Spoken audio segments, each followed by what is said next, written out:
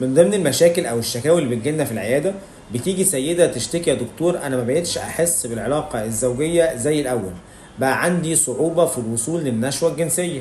في واحده تانية بتيجي تشتكي: يا دكتور ما بقاش عندي رغبه في العلاقه الزوجيه وبقيت ابعد عنها او اهرب منها. في سيدات كتير بتشتكي من الموضوع ده، وفي ناس عندها المشكلة دي بس بتتكسف تيجي تكشف عليها أو تشتكي من الموضوع ده في العيادة. في الفيديو ده هنتكلم عن أسباب قلة الإحساس أثناء العلاقة الزوجية وعدم أو صعوبة الوصول للنشوة الجنسية، وكذلك عدم الرغبة في العلاقة الزوجية. هنقسم الأسباب دي لكذا نقطة. أول حاجة أسباب نفسية. يعني إيه أسباب نفسية؟ مثلا المشاكل الزوجية أو كتر الخلافات الزوجية بتأثر على النفسية بتاعتك، وده بتقلل من رغبتك وإحساسك بالعلاقة الزوجية. الاسترس والضغط العصبي لأي سبب من الأسباب بيأثر على نفسيتك، وبرده لو دماغك شغالة كتير ده بيأثر على النفسية بتاعتك وبيأثر على إحساسك بالعلاقة الزوجية. تاني أسباب الناس اللي عندها أمراض مزمنة زي الضغط، السكر، أمراض الغدة الدرقية، سواء الغدة الهرمونات عالية أو هرمون الغدة الدرقية قليل. الناس اللي عندها بعض الأمراض العصبية، ده بيأثر على جسمك بشكل عام وبيأثر على إحساسك أو رغبتك في العلاقة الزوجية.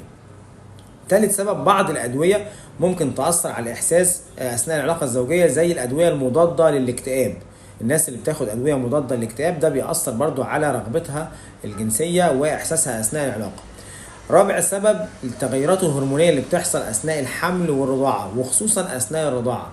هرمون اللبن لما بيعلى ده ضد الهرمون الاستروجين والبروجسترون اللي بيخرجوا من المبيض، وبيقلل هرمون اللبن لما بيعلى بيقلل رغبتك في العلاقة الزوجية. علشان كده دايما بنفهم الأزواج ان هو برضو يبقى يراعي موضوع الرضاعة الطبيعية بالنسبة للسيدات، ويبقى فاهم متفهم الموضوع شوية، لان اوقات كتير بتبقى ملهاش رغبة في الموضوع او احساسها اثناء العلاقة ما بيبقاش زي الاول.